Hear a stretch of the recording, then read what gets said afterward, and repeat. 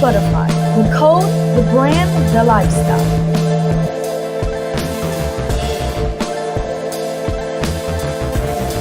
Says, nigga. Now don't lie, I ain't gonna lie. I took 2 big ass teaspoons of sea moss today. Ain't nobody here shitting on that sea moss, boy. That shit make you feel like a nigga. And then I made a whole goddamn beat. You heard? I was like this. I made all that shit this morning, nigga, before you got here. Electromagnetic. I am that I am that I am that I am that I am. What we working with? Power. Yo, darkness around me, channeling that darkness inside. Focus, that's the things that I will see. All real niggas divine is the mind, yeah. All real niggas divine is the mind, and we manifesting darkness around me, channeling that darkness inside. Focus, that's the things that I will see. All real niggas divine is the mind, yeah. All real niggas divine is the mind. I'ma focus on that darkness around me, bringing all that darkness inside.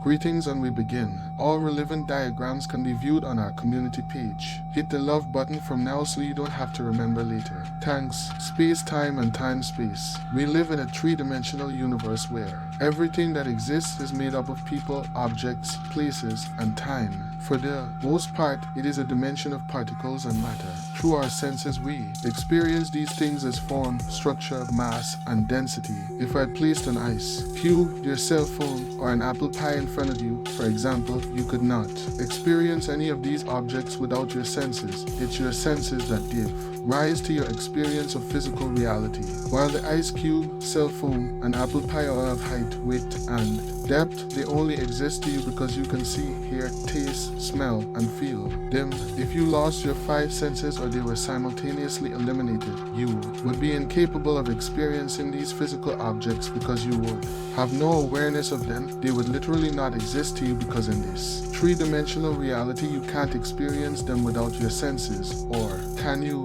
According to astrophysics, in this realm of 3 dimensions, the known universe, there's an infinite amount of space. Take a moment to ponder that concept. From the small perch where we sit, staring out into the universe, when we look up at the night sky, we see only a sliver of the universe. It appears to us as infinite, and yet infinite is even bigger than that. In other words, in the realm of space-time, space is eternal, it has no end and goes on forever. But what about time? The way you and I typically experience time is by moving our bodies through space. For example, it might take you 5 minutes to set this book down, walk to the kitchen, pour a glass of water, and return. This occurs because a thought that originated in your mind created a vision of what you were going to do in the kitchen. You acted on that thought, and consequently you experienced time by moving from one point to another through space. Before you walked to the kitchen, and as you were sitting in your chair, when you became conscious of the kitchen in relation to where you were sitting, you experienced the separation of 2 points of consciousness where you sat in the kitchen. To close the gap between those 2 points of consciousness, you moved your body through space, and that took time. It makes sense then that the greater the space or distance between 2 points, the greater the time it takes to get from one point to the other. Conversely, the faster the speed at which you travel between these 2 points, the shorter the amount of time it takes. This measurement of the time it takes an object to move through space is the foundation for Newtonian physics. In the Newtonian world, if we know certain properties about an object, such as its force, acceleration, direction, speed, and the distance it will travel, we can make time-based predictions. Therefore, Newtonian physics is based on knowns and predictable outcomes. We can say then that when there's a separation between 2 points of consciousness, as you move from one point of consciousness to another point of consciousness, you are collapsing space. As a result of collapsing space, you experience time. Take a look at figure 11.1 to further understand the relationship between space and time in our 3-dimensional world. Here's another example. If I am writing this book and I want to finish this chapter, it's going to take time. I may not have to move my body very much through space, but I still experience time. Why? Because where I presently am in.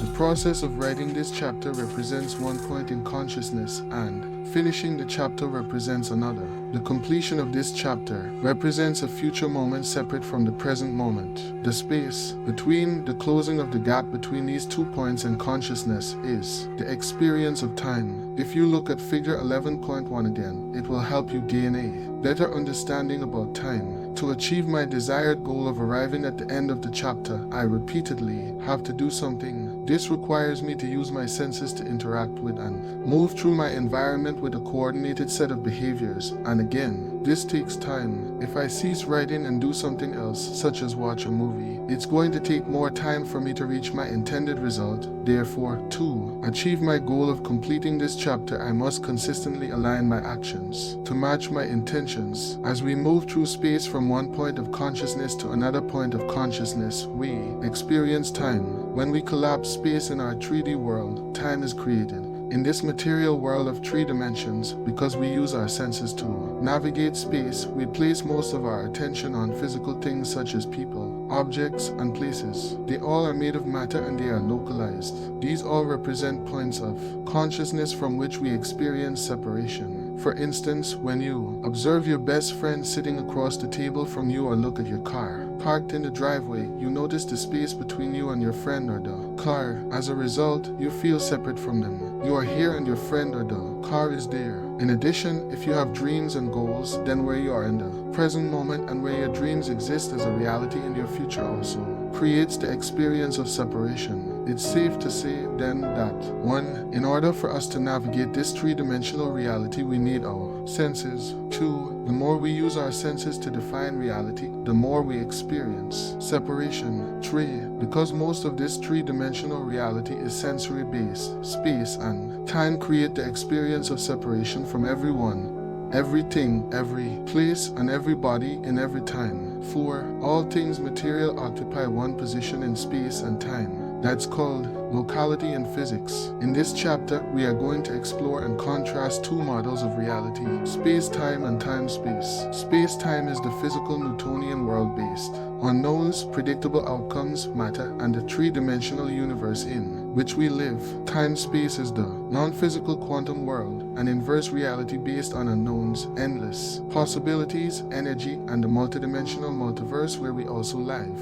I'm going to challenge your understanding and perception of the nature of reality, because if you're going to experience the mystery of self as a dimensional being, you're going to need a roadmap to get there. Stress and the consequences of living in a perpetual state of survival. Because we use our senses to observe and determine physical reality, we identify as a body living in space and time, yet separate from everything in our environment. Over time, this interaction creates the experience of our identity. Throughout our lives, via the different interactions we have at certain times and places with people, things, and objects, our identity evolves into a personality. The quality of these interactions with our external environment creates lasting memories, and these memories shape who we become. We call this process experience, and it is life's experiences that shape who we are. And as you know, the majority of people's personality is based on past experiences. As you learned in chapter 8, to our brains, the material objects, things, people, and places that we perceive daily occur to us as patterns, and the recognition of these patterns is called memory. If the self is created from memories of past experiences, then memories are based on knowns. Therefore, most of our 3-dimensional world is based on knowns. This is where most of us focus our attention. When you align everything material in your external world with the memories of your past experiences, you recognize them as familiar. You're matching a physical reality with a set of neurological networks in your brain. This is called pattern recognition, and it's the process whereby most people perceive reality through a lens of the past. We could say then that we're materialists, not only living in this dimension, but also enslaved to and limited by it, because we've defined ourselves as a body living in an environment at certain times, and our focus is more on matter and less on energy. From a quantum perspective, we're keeping our attention on the physical particle instead of the immaterial wave of possibilities. This is how we become immersed in this 3-dimensional reality. When stress is thrown into the equation, our body begins to draw from the invisible electromagnetic field of energy around us to produce chemistry. The greater the frequency, intensity, and duration of the stress, the more energy our body consumes. The very nature of these chemicals endorses our senses, causing us to pay attention to matter and knowns. As this vital field of energy around our body shrinks, we feel more like matter and less like energy. In fact, when our frequency slows down, our bodies become more dense as we run out of energy. As we've discussed, this is fine for the short term when danger, crisis, or a predator is lurking around the corner. In fact, the fight or flight response has been a cornerstone of our evolution. In this state, stress chemicals heighten our senses, narrowing our focus to whatever matter in our environment represents potential danger. When this happens, our neocortex, the part of our brain involved in sensory perception, motor commands, spatial reasoning, and language, fires and becomes aroused. For survival purposes, this narrows our focus on our body and the external threat, causing us to become preoccupied by the time between the moment of the perceived threat and the moment we reach physical safety, both of which are points of consciousness. The more we experience stress, the more we feel separation. As you read in Chapter 2, the long-term effect of living in survival mode is that we begin to thrive on and become addicted to these stress chemicals. The more addicted we are to them, the more we believe we are our bodies that are local, that is, that are living in a particular place and space and occupying a particular position in linear time. The result is a manic, frenetic state where we continuously shift our attention from one person to one problem to one thing, to one place in our environment. The evolutionary trait that once protected us now works against us, and we live on constant high alert, obsessing about time. Because we view our external environment as unsafe, all of our attention is on our environment. As our outer world now appears more real than our inner world, we're addicted to someone or something in our external environment. And the longer we live in this state, the more our brain moves into high beta brain waves. And as you know by now, prolonged high beta brain waves cause us to feel pain, anxiety, worry, fear, anger, frustration, judgment, impatience, aggression, and competition. As a result, our brain waves become incoherent, and so do we. When the emotions of survival have a hold on us, we need the conditions in our external world to reaffirm our addiction to those emotions. These emotional addictions cause us to become preoccupied by whatever we think might be causing the upset in our environment, whether it be someone or something, and as a result the survival gene switches on. Now we're living in a self-fulfilling prophecy. If you understand that where you place your attention is where you place your energy, you know that the stronger the emotional reaction associated with the cause, the more you will consistently place all your attention on a person, thing, or problem in your external world. When you do this, you are giving quite a bit of your power away to someone or something. Now all your attention and energy is anchored in this three-dimensional realm of the material, and your emotional state is causing you to continuously reaffirm your present reality. You can become emotionally attached to the reality you really want to change. This management of your energy keeps you enslaved to the world of the knowns, trying to predict the future based on the past. What's more, when you're in the survival state, the unknown or the unpredictable is a scary place. So for you to truly make changes in your life, you would have to step into the unknown, and if you don't, nothing ever really changes.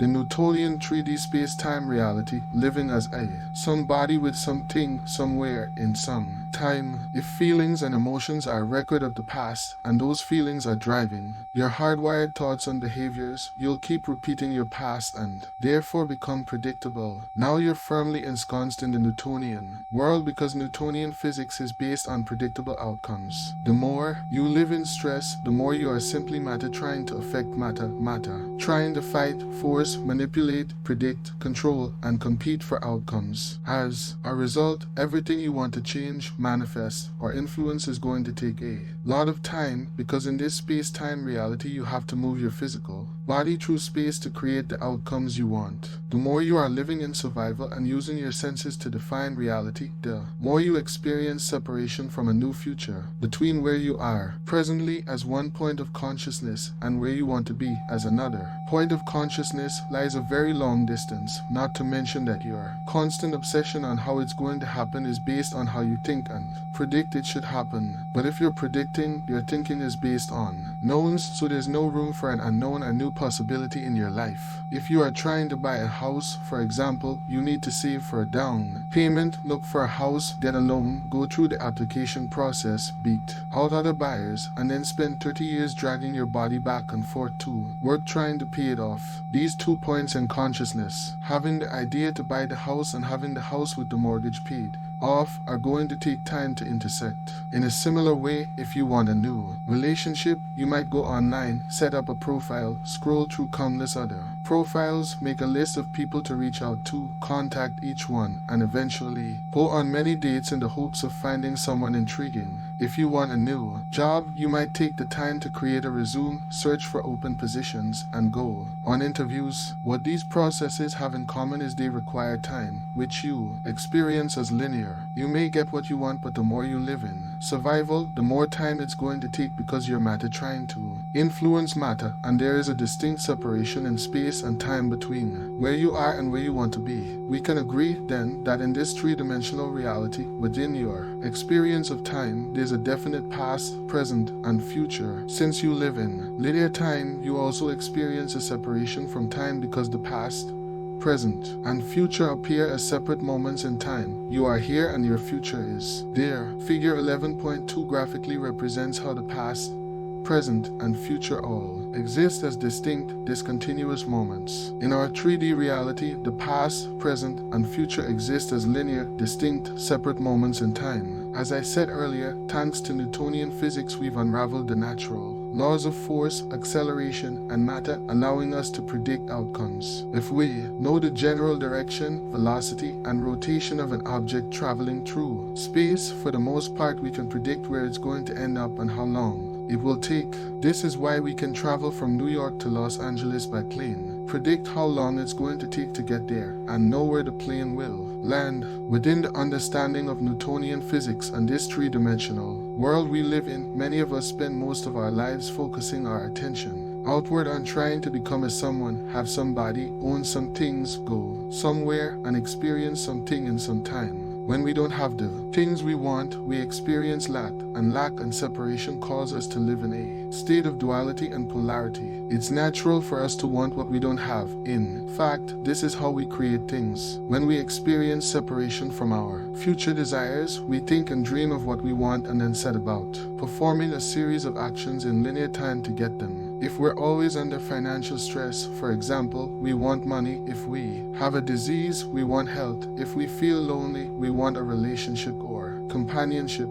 Because of this experience of duality and separation, we are driven to create, and this is how we naturally evolve and grow toward our dreams. But if we are matter focused on matter, trying to influence matter to get money, health, love, and so on, as we've established, it's going to take quite a bit of time and energy. When we finally attain what we were seeking, the emotion we feel from the fruition of our creation satiates the sense of lack we formerly experienced. When the new job comes, we feel secure. When the new relationship manifests, we feel love and joy. As we heal, we feel more whole. If we are living in this state, we are waiting for something or someone outside of us to change how we feel internally. Once we feel relief from the experience of lack because we are embracing the emotion correlated with the manifestation of the external event, we pay close attention to whomever or whatever caused the relief. This cause and effect forms a new memory, and to some degree we evolve. When something in our world doesn't happen or seems to be taking a long time to happen, we experience more lack because we feel even more separate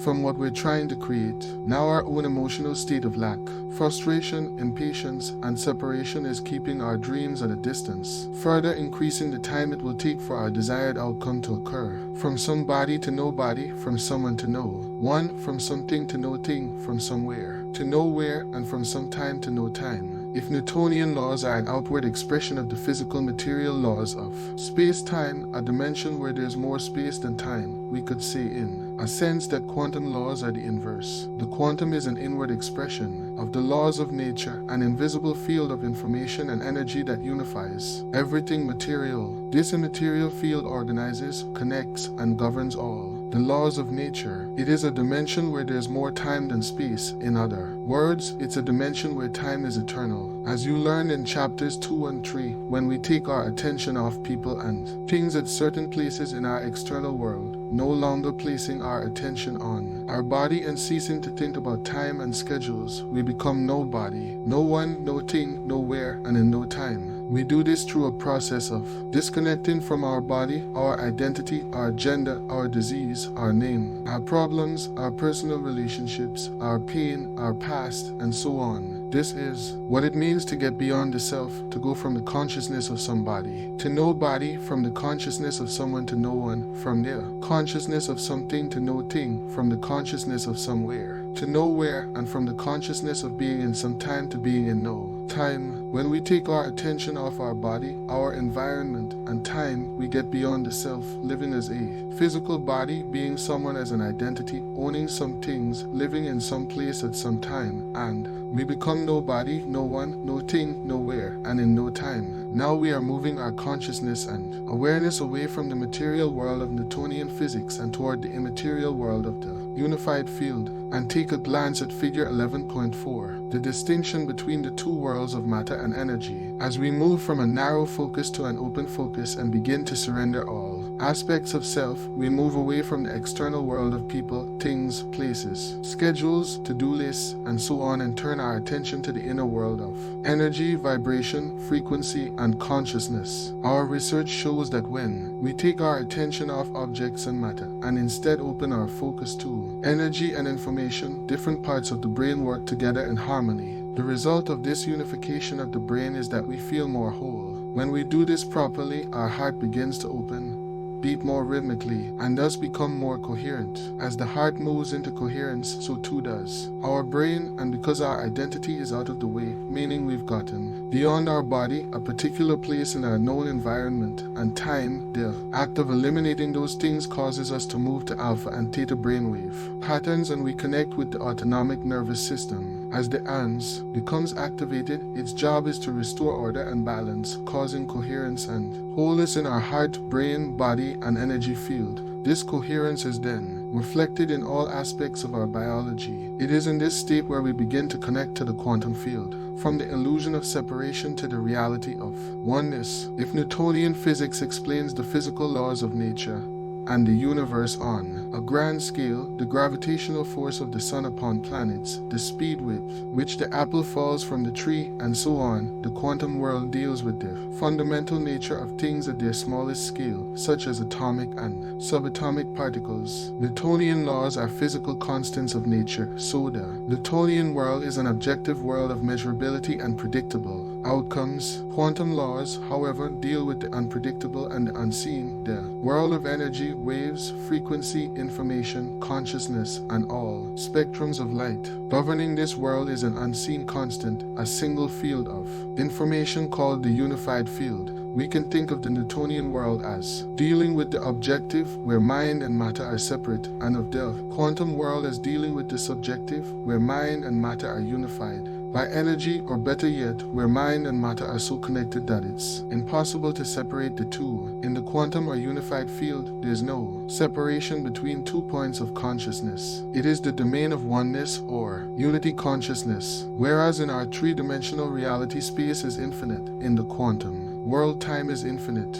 If time is infinite and eternal, it's no longer linear, meaning there is no separation of past or future. With no past or future, everything is happening right now, in this eternal present moment. Because time is infinite in this time-space reality, as we move through time we experience space. In the material world of things, when we move through space we experience time, yet in the immaterial quantum world of energy and frequency, the opposite is true. In the world of space-time, as we increase or decrease the speed with which we go from point A to point B, the time it takes to get there changes. In the world of time-space, as we become aware of an increase or decrease in the speed of the frequency or vibration of energy, we can go from one space to another space, or from one dimension to another dimension. When we collapse space, we experience time in the material reality. When we collapse time, we experience spaces or dimensions in the immaterial reality. Each of those individual frequencies is carrying information, or a level of consciousness that we experience as different realities as we become aware of them. In figure 11.5, you can see that as you move through time you experience different dimensions in the eternal present moment.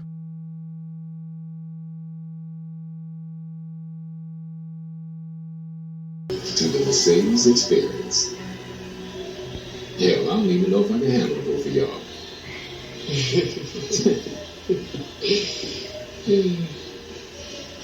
I haven't been able to stop thinking about you.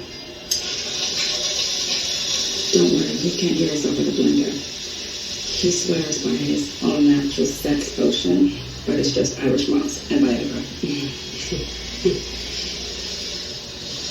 The coach sees us when you hear. To the Mercedes experience.